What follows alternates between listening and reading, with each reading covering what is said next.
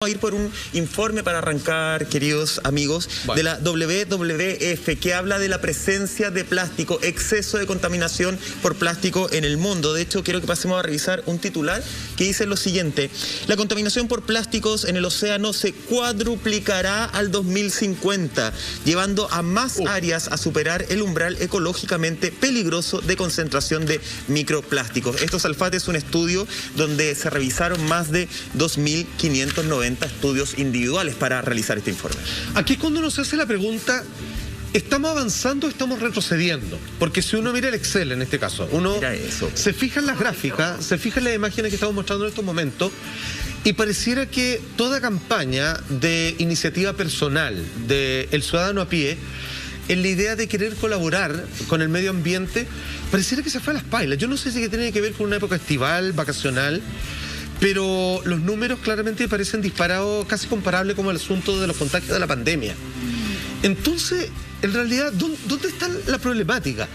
Esto es que mientras haya plástico, va a haber disponibilidad y posibilidad de contaminación, y por lo tanto habría que erradicarlo completamente y no pequeñas acciones de ir reduciendo su uso, o finalmente esto no tiene vuelta.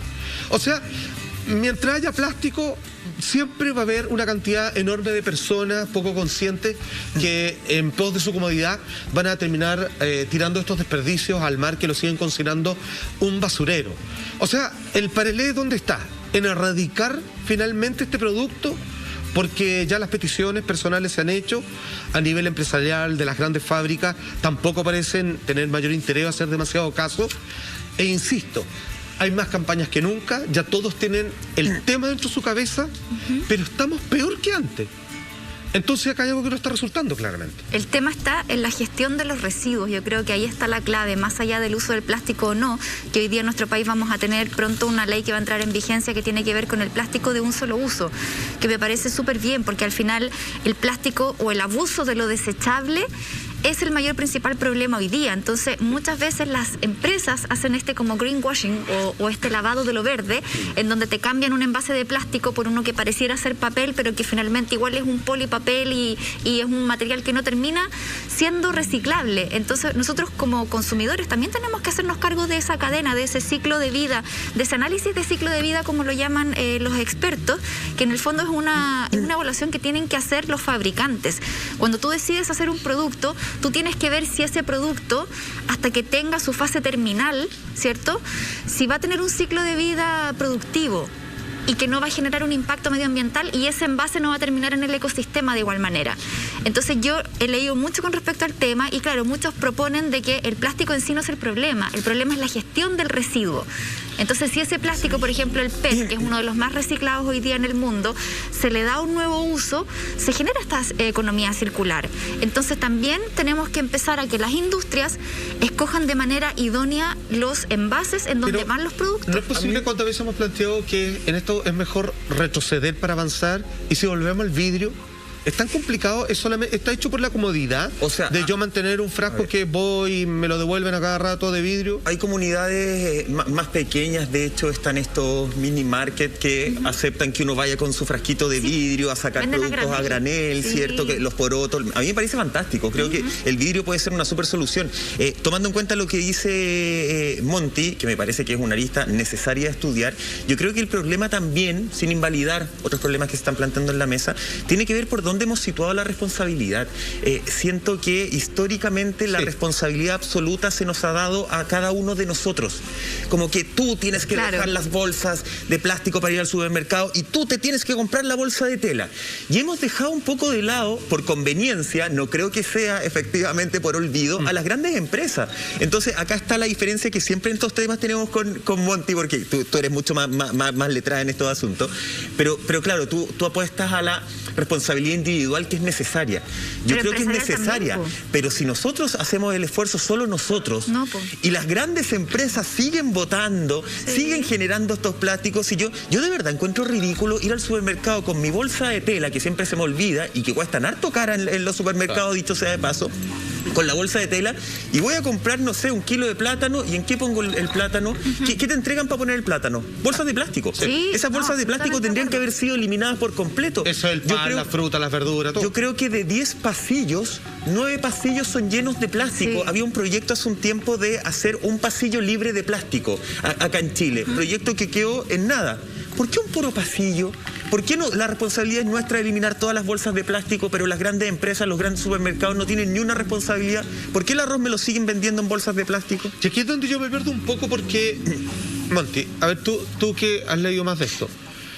Si yo voy a comprar frutas, por ejemplo, y me salgo de la feria libre y voy al supermercado, ¿por qué lo tengo que transportar en una bolsa de plástico? O sea, me refiero que son artículos, son productos alimenticios en donde no necesitan una bolsa de transporte de su presentación a mi bolsa para llevármelo a la casa. Entonces, eso es lo que para medir que no saques más. Básicamente esa es la única lógica. Porque si tú pones 10 duraznos sobre la balanza, tú después de tu bolsa puedes meter 12. Ya, entonces es la única lógica que existe para utilizar la bolsa de plástico. Es que si así estamos en un problema cívico entonces, porque ahí es donde Chile. Las personas podrían colocar ese granito, digamos, de aporte, y en donde yo no voy a sacar más de lo que compré y no necesito algo que me evalúe de parte del supermercado que lo que está dentro de la bolsa es lo que yo voy a pagar, sino que lo que pesé es lo que va en mi carro supermercado y punto, sí. ¿no? O sea, Michael tiene toda la razón en el punto que expone. Aquí no se trata de que un solo sector haga un esfuerzo grande. Este esfuerzo tiene que ser coordinado de las personas, de los gobiernos, de las empresas. Todos tienen que estar en la misma sintonía para que este problema se empiece a erradicar, porque si volvemos al tema del plástico que llega al mar, de verdad que las cifras son súper alarmantes y las imágenes son pero devastadoras. De hecho, uno de los principales problemas del plástico en el mar tiene que ver con las redes de pesca, que una vez que se usan y que se rompen, ¿cierto?, las desechan al mar y quedan ahí. De hecho, hay un informe que hace Greenpeace que aproximadamente 640.000 toneladas de redes plásticas usadas en pesca terminan en el mar cada año. De hecho, hay ballenas que han terminado varadas y cuando, bueno, las retiran y las investigan y les hacen una especie de autopsias, así queremos llamarlo, para saber por qué vararon y por qué murieron, adentro están llenas de redes de plástico. Entonces, es súper triste, porque yo les quería compartir. Mira, vamos a ver esa imagen primero porque...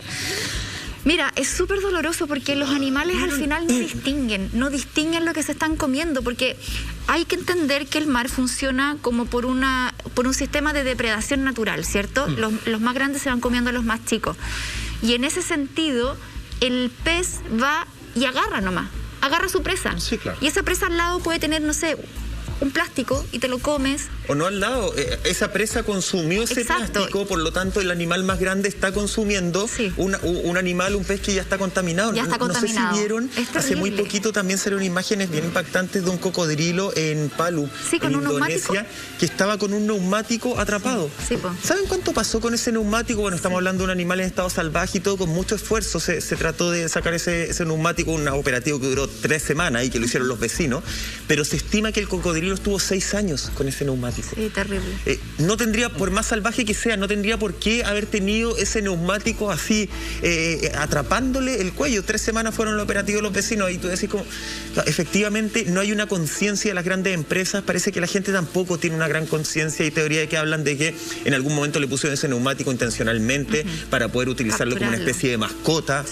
o que se atrapó porque el neumático estaba en las orillas. Sea cual sea la teoría, son animales que no tendrían por qué estar en esas condiciones. Las imágenes que estamos viendo ahí, las bolsas, el tema de las mascarillas, ¿cierto? La contaminación en el mar aumentó un montón producto de la pandemia también. Claro, sin embargo, menos mal que me ha tocado ver harto que la gente ya tiene la costumbre que cuando desecha una mascarilla le cortan los tirantes. Obviamente, porque es ahí donde muchos animales quedan completamente enganchados. Estamos viendo la imagen que tú mencionabas.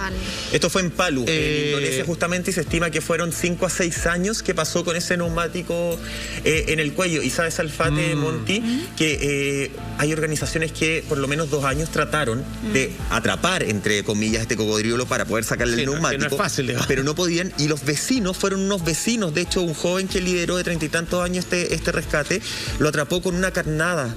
No me acuerdo bien qué era lo que le había puesto para atraparlo con una especie de cordel, afirmarlo entre muchos vecinos y poder cortar ese neumático para que quedara libre. Entonces, mira, es que aquí volvemos, mira, porque la gran conclusión, y todos los estudios parecen estar de acuerdo con lo que voy a decir, es que en realidad son las grandes industrias las que más contaminan.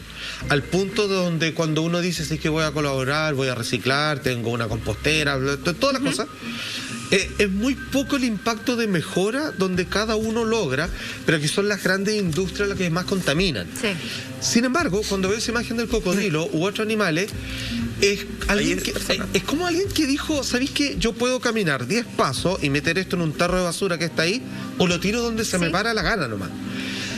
Y eso, yo en algún comienzo, yo pensaba, mira, poner una recompensa, digamos, por quitarle el neumático del cuello a un cocodrilo. Yo pensaba que era un asunto generacional, porque siempre decimos, y creo todavía que así me lo sigo viendo, de que la gente que tiene de 30 años para abajo tiene una conciencia mucho más clara con respecto a no contaminar. Pero los índices, las estadísticas dicen otra cosa. Entonces, pareciera que hay un punto de crítico acá, que en realidad no logro dar cuál es, pero que tiene que ver con que alguien tomó su basura y no la colocó en el recipiente correspondiente, sino que la tiró en cualquier parte y un animal terminó entrampado con ello. Entonces, la verdad es que aquí es donde me pierdo un poco, porque las campañas existen, las generaciones entienden, y hay algo que no se está haciendo. Y no me queda realmente, insisto, tan claro dónde se pierde toda esta cadena en donde termina un cocodrilo con un neumático en el cuello. Yo creo que es porque no se visibilizan los temas y porque falta mucha educación al respecto. Mira, volviendo al tema del mar, yo creo que hay muchas cosas que desconocemos y por eso quizás no le damos la importancia a cuidar los océanos como debiéramos hacerlo. Les quiero entregar 4 datos de informaciones, de estudios que leo de repente, no sé, documentales, etcétera. 1. Los océanos proveen el 80% del oxígeno que respiramos. 2. El 90% del dióxido de carbono se almacena en los océanos. 3. Las plantas marinas absorben 20% más carbono que los árboles. Imagínate. O sea, 20 veces más carbono que los árboles. Y el 80% de las especies vivas del planeta vive en el océano. Y si a eso también le sumamos que los océanos son un gran regulador de la temperatura del planeta, uno diría, con todos estos datos, que son súper fehacientes, ¿cómo no cuidar el océano? ¿Cómo no tener un poco más de conciencia? Si al final estamos hablando de un lugar que nos da la vida y nos permite seguir respirando, o sea, de ahí para arriba. Entonces, claramente falta mucha conciencia. ¿Pero servirá acá una super multa? Porque ahí es donde le duele a todo el bolsillo. Una colilla de cigarro, 1 millón de pesos. Ni siquiera para las grandes empresas de partida las multas les da lo mismo. De verdad, hay empresas que prefieren pagar la multa porque es tan ridícula la multa antes que dejar de hacer el sistema como lo están haciendo. Porque la multa les sale más conveniente. Tú dijiste algo, Monty, que me parece súper importante, que tiene que ver con la educación. Y lo mezclo con lo que tú hablabas del reciclaje. Hace un par de semanas, no me acuerdo muy bien, en Canal 13 me parece que era, hicieron una nota sobre los puntos de reciclaje en nuestro país. Porque una cosa es, cierto, ser el chileno winner, el chileno buena onda, así como hoy soy súper ecologista, yo reciclo, pero otra cosa es metámonos a la basura, veamos cómo se recicla en Chile. Y según esa nota, lo que mostraba era que de 10 reciclajes, de 10 puntos, en 9 estaban erróneamente recicladas las cosas. Porque de partida, ¿qué es lo que pasa? Uno piensa que todo el plástico se recicla de igual forma. No todo el plástico se recicla de igual forma. No es lo mismo el plástico te invento, la botella versus el plástico de una bolsa. De hecho, ahora había una iniciativa de poner qué tipo de plástico en cada envase para ver a qué lado de reciclaje se tenía que ir este plástico y a qué lado de... Pero empezó hace muy poquito. En los envases aparece qué tipo de plástico es. ¿Pero hace cuánto apareció? No lo sé. ¿Meses? El problema es que, claro, uno puede tener toda la voluntad de reciclar, pero el reciclaje también conlleva tener un tiempo para hacerlo. Es decir, no sé, lavar la botella, ir a dejarla al contenedor, y todo eso de repente no está al alcance de las personas. Tiempo y educación, y que la gente sepa la importancia de eso, porque en el fondo yo puedo decir que reciclo, pero ¿lo estoy haciendo bien? Lo que mostraba esa nota era que no se estaba haciendo bien, no solamente por la división de los plásticos, de los cartones, qué sé yo, sino efectivamente porque no saco nada con tirar la caja de leche donde van los cartones, si esa caja de leche no está limpia, si esa caja de leche no le sacaron la cosita plástica de arriba. O sea, hay un montón de factores que de repente me da la sensación con tu pregunta, Salfate, que no cambiamos tanto ni evolucionamos tanto. Más bien nos gusta llenarnos la boca diciendo que cambiamos, diciendo que nosotros somos súper bacanes con el ecosistema, pero tiro la cuestión. Ya, entonces hablemos con toda la honestidad del caso. ¿Por qué, habiendo a disponibilidad lugares donde reciclar y donde, como dice la Monte, porque hay que hacerlo así, hay que lavarlo, hay que botarle los desperdicios orgánicos para que esto que es una bolsa de plástico, pero de tal tipo, así que va en este envase, no en este otro? Eso yo creo que a la gran mayoría le debe dar, y perdón por la expresión, una paja pero monumental. No, y si viví en departamento, ¿dónde lo así? Los departamentos claro, pues tenéis que tirarlo por el hoyo para abajo y todo lo demás. Entonces yo creo que pareciera que una vez más, que no es que estoy descubriendo la rueda, que yo sé que esto debe implicar un montón de costos, pero si volvemos a los envases no a los reutilizables, a los de vidrio, se acabaría mucho, porque ahí, como es tu botella la que va a volver a recibir alimento o algún tipo de líquido, lo vaya a lavar con gana, porque en realidad tú vayas a comer lo que quepa dentro de eso. Entonces la responsabilidad vuelve a recaer en ti, en donde si yo tengo un plato sucio, no le voy a echar mi comida a algo que no está previamente bien lavado. Entonces yo me voy a encargar de que esto esté bien. Porque el otro ya no resultó, o sea, digámoslo esto, no resultó.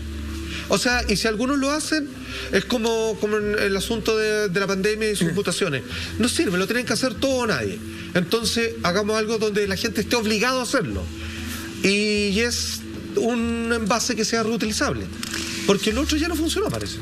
Es que hay mucho por hacer, yo creo que está el tema súper incipiente todavía, y buen punto el que ponía Michael. Por ejemplo, en los edificios, si bien hay algunos estantes en donde se pueden dejar efectivamente las botellas, los vidrios, las latas, ¿cierto? Los tetras, los cartones, que todo es diferente. Uno tiene que llegar con la botella, por ejemplo, de la bebida sin la etiqueta y sin la tapa, y lavarla. Hay mucha gente que no lo hace porque no tiene tiempo, le da lata, o sea, entonces hay que cambiar muchas conductas. No, yo les quería poner... Monti, tú la otra vez hablabas, y perdón que te interrumpa, de cuántos puntos de reciclaje hay en nuestro país. Sí, pues hay poquito. Y si nos vamos a la región metropolitana, ¿en qué zonas? Porque la mayor parte de los puntos de reciclaje van del sector oriente para arriba. Sí, aunque debo decir que, por ejemplo, yo que vivo en una comuna, no el sector oriente de la capital, tenemos ahora un camión de reciclaje que pasa el de los cartones, el de los vidrios, el de los plásticos. Pero imagínate, son 4 salidas. Es un camión sin costo. Ya, pero tú tenés que tener dividida en 4 yo tengo en el patio, tengo clasificada los desechos, digamos. Eso es el patio, el departamento que hace. Pero claro, el departamento debiera tener ese mismo sistema, pero administrado de otra manera, para gestionar esos residuos.